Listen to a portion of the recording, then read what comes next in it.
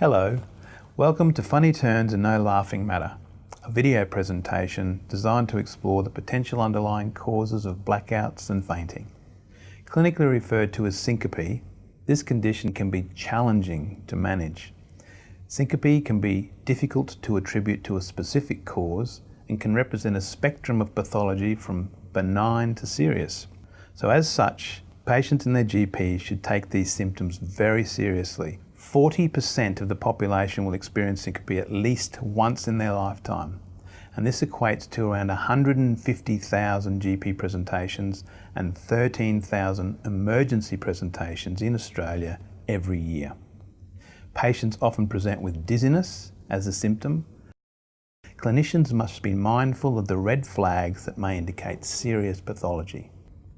So there are multiple causes of syncope. In general, it can be classified into 4 broad categories: neurally mediated syncope, orthostatic hypotension, cardiac syncope that includes cardiac arrhythmia and structural heart disease, and neurological, metabolic or psychogenic disorders. 10 to 20% of syncopal episodes have a cardiac etiology. It may come as a surprise to some of you that the 1-year mortality rate based on primary diagnosis is higher than breast cancer and melanoma. Cardiac syncope doubles the risk of death, and therefore identifying the cause is critical. A family history of sudden death is a very important clue. So the initial investigation should include a 12-lead ECG, 24-hour Holter monitoring, and a loop recorder if longer-term monitoring is indicated. If these initial investigations are negative, an electrophysiological study whereby the electrical signals in the heart are measured using catheters may be considered.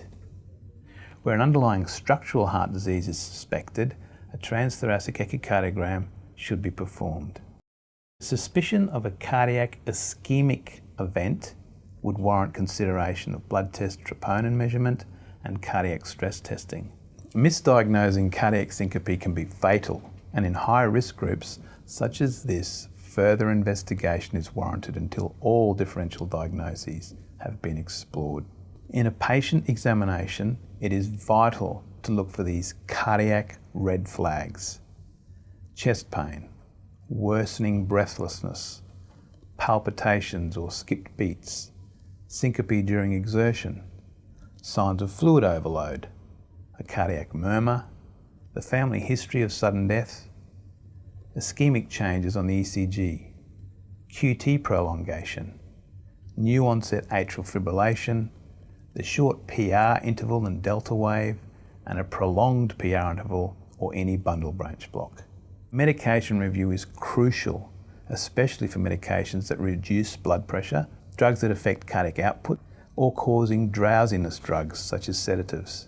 Neurological disorders that cause syncope include seizures, migraine, transient ischemic attack, and stroke.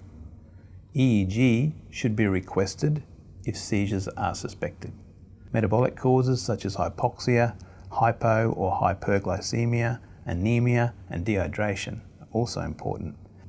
So the biggest challenge for doctors when it comes to syncope is to identify patients with high-risk features that require further investigation and urgent management.